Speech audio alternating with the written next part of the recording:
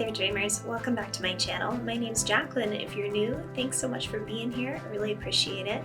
Consider subscribing. I would really appreciate you being here more often. Also consider hitting that notification bell so that you are updated when new uploads come your way from my channel. I thought I would talk to you about some fuzzy foliage Hoyas in my collection today, and if you see me looking down, that's just because I have some notes. These Hoyas are fuzzy to me because they are fuzzy beyond just visually. So there are some Hoyas in my collection that do have some pubescence to the growth, whether it's the stems or the leaves or both. But a lot of them, it's not something you can actually really feel because it's so fine that it's like it's not there. So I felt like the caveat to the Hoyas that are in this video is that you can actually feel the pubescence. You can actually feel the fuzziness of them. But I'm going to be inserting footage of each of these as I talk about them so that you can kind of get a visual. Let me know which one is your favorite in that comment section. So the first one on my list you've seen pretty recently if you've been here very often. If you have not, I will link the video for you over in this corner. I have Hoya ciliata. This is one that I got from Steve's Leaves. That is kind of what that video is about. Hoya ciliata looks very similar to a couple of other fuzzy Hoyas in my collection, so I didn't write down any specific notes about this one, but it has been a little bit slow growing in my collection.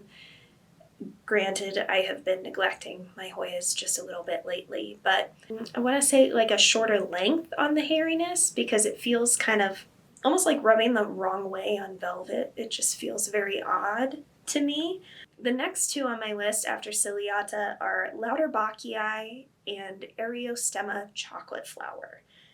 These two came to me from two different places, and because of the weirdness around naming Hoyas and what they're sold under, I'm never really sure if things are what they say they are, so I tell you what I received them as, but sometimes those IDs are wrong.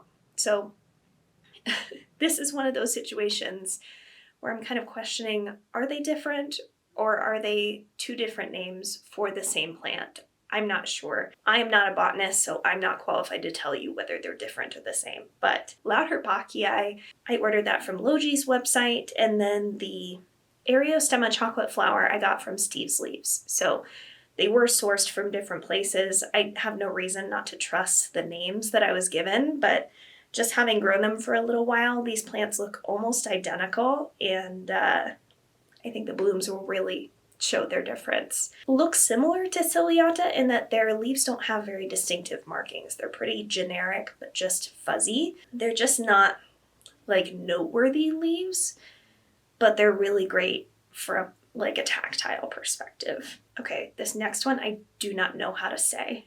I'm just gonna go for it because confidence is key with pronouncing things you don't know, at least in my opinion, and that is Oncogenoe. I picked it up locally. The leaves look most similar to that of a species affinity Burtonae. It looks the same. The feel of the leaf is far softer though. It's very, very velvety, so I really enjoy petting that leaf. Generally, when I buy Hoyas locally, they're pretty small plants, so we've still got to give this one some time to grow and see how it does. Next on my list is my newest acquisition, and that is Hoya hypolasia.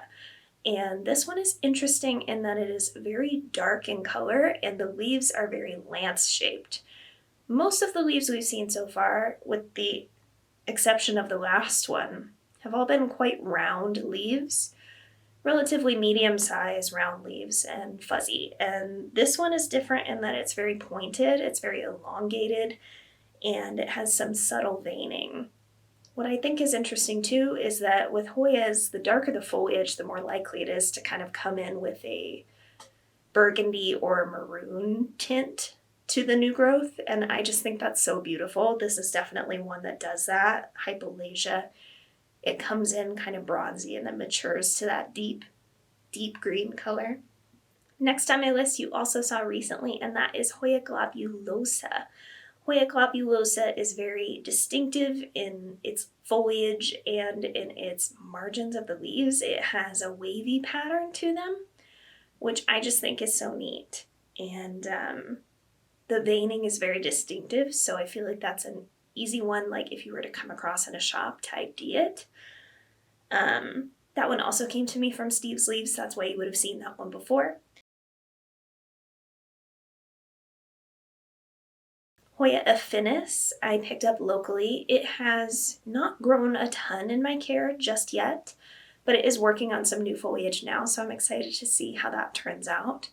It does have the kind of bigger, rounder foliage, more similar to some of the first fuzzy Hoyas we talked about. However, it's more limey in color as opposed to like the medium green of those first few that I discussed. I think you'll see in the footage of this one, it's just kind of like a worse for wear kind of texture to the leaves. No slight to anyone else's affinis, just mine looks like it's seen better days. I don't know, maybe it's just characteristic of the plant to have kind of like dimply leaves, but it's just an unusual texture to me. Next on my list is one of my favorites, and that is Hoya caudata Sumatra. I picked this one up locally. It came to me in a little bit larger size because it was from an actual nursery as opposed to an individual. And it has grown really well for me so far. I really like that this one, because of the dark foliage, also comes in kind of bronzy. It has the potential for splash though, so if you like silver and you like texture, make sure you keep your eyes peeled for one of these. Caudata Sumatra is a very, very interesting Hoya, and it has really cool blooms. It's not bloomed for me yet, but I am hopeful that we'll get there. Something else that I found interesting was very few of these fuzzy Hoyas have delicate vines. A lot of them have kind of chunky, fuzzy vines as well. But the ones that have more delicate vines, I forgot to mention it at the time, but hypolasia, that dark lance-shaped one, that one has very thin vines. The Caudata Sumatra also has a really narrow, delicate vine. So if you're looking for something that can trellis a little more easily, these are great ones for that. Hoya inflata is another new one to my collection. It's only got a few leaves, but it is now working on some new growth. I'm really excited to see how they turn out. This one has that dark, deep green color, but it doesn't have a whole lot of distinct veination to the leaf. It's a pretty subdued pattern to this leaf, but it feels amazing. And that one also has relatively delicate vines, so another good one for trellising. I don't know, I feel like with thick vined Hoyas, it's kind of hit or miss if you want to trellis them, because it's more for support than it is for climbing vines in Hoyas, at least in my opinion. Okay, we only have two more to talk about, I promise. Next is nummularioides, which I recently got back into my collection from a local nursery, and the first one I had was kind of miserable in my collection, and this one is turning out to be kind of miserable in my collection too. So we'll see if it stands the test of time or not, but what I think is interesting about this fuzzy Hoya in comparison to like its siblings that we've been talking about, that fuzz on the outside is kind of white. So it has this kind of dusty color to it, even when it's not dusty, which I just thought was notable among the other fuzzy Hoyas, because while you can see the pubescence on a lot of them, it doesn't really alter their color that much, I don't think. But nummularioides, it does. So it almost looks like one of those glaucus, one of those kind of blue succulents. Just to me, it's very odd. Leaves also get super thick and cardboard-like. The last one on my list is Hoya species Perak Malaysia. This was from an Etsy seller that I had purchased from before. And what I thought was interesting is that none of the leaves that it came with have any sort of pubescence to them. But the new leaf it put off in my care is incredibly velvety on both sides. So we'll see kind of how that one matures and what the other new growth looks like as it continues to put it off. But I just found it really interesting that the older, more mature leaves that I had bought it with have almost no sign of hairiness or fuzziness.